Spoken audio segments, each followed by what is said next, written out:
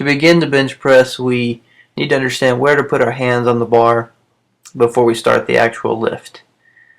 My recommendation is about a thumb's length from the coarse grip of the bar. Typically that gets the athlete about slightly outside shoulder width to begin. We don't want to be real wide with our grip, and we don't want to be too narrow on this. Again, hands just slightly outside of shoulder width to begin with. There are a couple things that need to be addressed when we look at the start or the initial portion of the bench press. The first would be the hand grip. You can see the thumb is wrapped around the bar, and so it creates a secure grip with the athlete. A lot of times they'll want to go into a false grip where the thumb is not completely wrapped around the bar, and that's not something that we're looking for. We want thumb around the bar for safety and stability purposes. Also, as you can see here in this still, the bar is laying over the meat of the hand.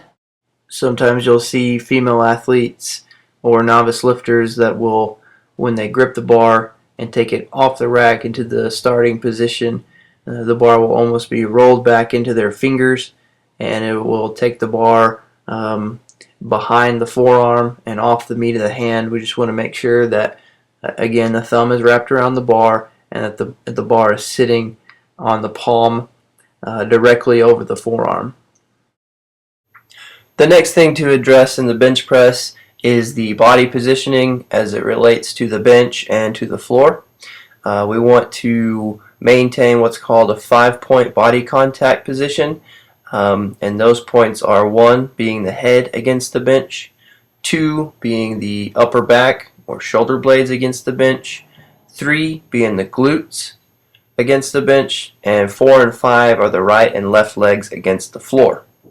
It's going to be important to maintain this 5-point body position throughout the entire lift for maximum force development and good posture throughout the lift. Another point that we like to coach in terms of body positioning is keeping the feet under the knees.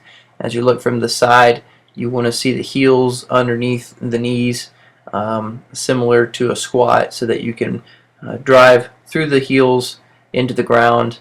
And a lot of times you'll see with athletes, especially as the weight tends to get a little bit heavier and as they're struggling to get it up, they might extend their leg, pushing their feet out from under their knees, losing their 5-point body contact. And so we just want to make sure that throughout the range of motion, regardless of the weight, regardless of the reps, we're keeping our 5-point body posture, and we're keeping our feet underneath our knees the entire time. The next thing to look at on the bench press is the downward phase or the eccentric phase. Here we want to focus on where the elbows go. A lot of times the athletes will want to take their elbows really wide, and sometimes they'll want to put them too close, as if doing a close grip bench press. We want to look for about a 45-degree angle when the elbows come down, so that we can focus a little bit more on the chest, and we can keep a lot of stress off the shoulders. This is especially important with if we're talking about athletes that are pretty shoulder intensive, pitchers, tennis players, quarterbacks, athletes like that, where we're looking to any type of baseball player, where we're looking to really take care of the shoulder and make sure that we don't put any added stress on it where we don't need to. Another thing I like to coach up during the bench press, as far as shoulders are concerned, is really focusing on the upper back and what's going on with the shoulder blades and the scaps during the bench press, all phases, down and up. We want to imagine ourselves squeezing our shoulder blades together throughout the lift, and that's going to keep a tight upper back, and that's going to help us keep the proper posture during the lift, and also to help distribute the force through our chest and where it needs to be, instead of allowing our shoulders to roll forward. And this will also help with some shoulder stability and good technique throughout the lift. Now we look at the point of contact, the moment between the eccentric and concentric phase. What we're looking at here is bar placement. You can see that the bar is close to or maybe slightly below nipple line, and that's going to also help to put our shoulders in a good stable position for when we start pressing. Another point is that the bar is actually touching the chest. You'll see sometimes that coaches will not want athletes to go all the way down. It's my philosophy that if you're going to play in a full range of motion, you should also train in a full range of motion. And so if we start to limit ranges of motion within our training and the athletes are going out and performing within the full range of motion, I think it leaves our athletes susceptible to injury.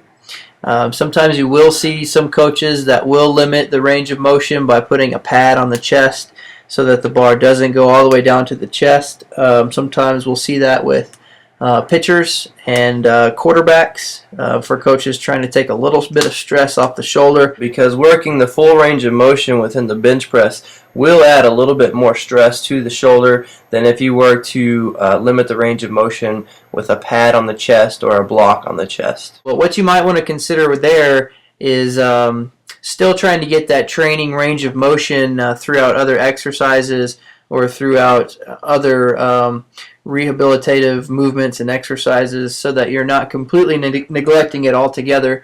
But the bench press can be a high intensity lift, and so you will see sometimes coaches trying to save shoulders for those that are really using them a lot.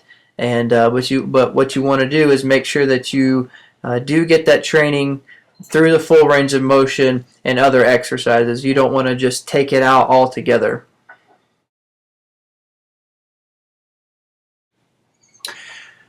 Here's where we start to see the press off, or the concentric phase of the bench press, the upward phase.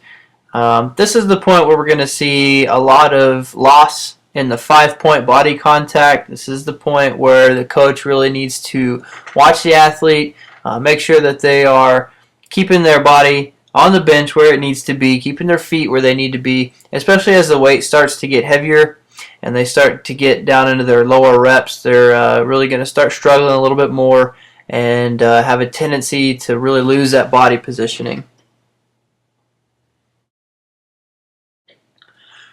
Here we see the completion of the rep. You can see that the elbows are fully locked out and the arms are completely extended. This is going to be something that you want to really look for when we start working in ranges of reps of 8, 10, or 12. The lighter the weight, especially in the first couple of reps, the athlete will want to press but not fully extend the arms, because they're thinking about how many reps that they have to do, and they're not really thinking about fully extending on the way to the top. A lot of times you'll see this also in the NFL combine testing. On pro day or something like that, when the athletes are doing their 225 test, there are several athletes that have gone through the 225 test and have had reps not count because they were not fully extended. And so, one of the guys may actually do 30 reps but only get counted and credited for 25 because he didn't lock out on 5 of his reps.